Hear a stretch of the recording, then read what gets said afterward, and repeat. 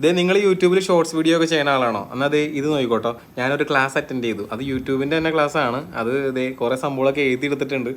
കുറേയൊക്കെ ഞാൻ എഴുതിയെടുത്തില്ല. അപ്പോൾ അതൊക്കെ നിങ്ങൾക്ക് വേണ്ടി വായിച്ചു തരാം കേട്ടോ. കുറച്ച് നല്ല കാര്യങ്ങളായിട്ട് തോന്നി. ജസ്റ്റ് ഇപ്പോൾ ഞാൻ നിങ്ങൾക്ക് കാണിച്ചു തരാം. ഷോർട്സ് വീഡിയോസിൻ്റെയും ലോങ് വീഡിയോസിൻ്റെയും ട്രാഫിക് സോഴ്സ് ഡിഫറെൻ്റ് ആണ്. അതായത് രണ്ടും കാണുന്ന ആൾക്കാർ വേറെ വേറെ ആൾക്കാരാണ്. അതെന്താ അങ്ങനെ? ഒരാൾക്കാരല്ലേ? ഞാൻ അങ്ങനെ വിചാരിച്ചിരുന്നത്. അപ്പോൾ രണ്ടും രണ്ടാൾക്കാരാണ്. പക്ഷേ അവർ മിക്സ് ചെയ്ത് അങ്ങോട്ടും ഇങ്ങോട്ടും കാണുകയൊക്കെ ചെയ്യും കേട്ടോ. ചാനൽ അനലിറ്റിക്സ് ചെക്ക് ചെയ്യുക. അത് വളരെ ഡീറ്റെയിൽ ആയിട്ട് പറയേണ്ട കാര്യമാണ്. ചാനൽ അനലിറ്റിക്സ് നിങ്ങൾ ചെക്ക് ചെയ്യണം. ചെക്ക് ചെയ്തിട്ട് അത് മനസ്സിലാക്കണം. ഏതൊക്കെ വീഡിയോ എന്തോരം പെർസെൻറ്റേജ് വാച്ച് ചെയ്തിട്ടുണ്ട്, എത്ര പേര് സ്കിപ്പ് ചെയ്ത് പോയി, അങ്ങനെ കുറേ കാര്യങ്ങളൊക്കെ.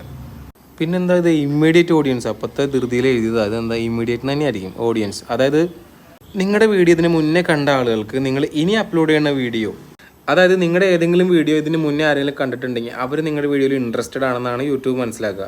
അപ്പോൾ നമ്മളൊരു പുതിയ വീഡിയോ ഇടുമ്പോൾ നേരത്തെ വീഡിയോ കണ്ടവരും ഇൻട്രാക്ട് ചെയ്തവരും ഷെയർ ചെയ്തവരും അതേപോലെ സെർച്ച് ചെയ്തവരും, അതായത് നിങ്ങളുടെ വീഡിയോ മുന്നേ കണ്ടേക്കുന്ന ആൾക്കാർ വീണ്ടും വന്നിട്ട് ഏതെങ്കിലും ഒരു പർട്ടിക്കുലർ വീഡിയോ സെർച്ച് ചെയ്യുന്ന സമയത്ത് നിങ്ങളുടെ വീഡിയോ ആദ്യം അവർക്ക് ചെല്ലാനുള്ള ചാൻസ് ഉണ്ട്.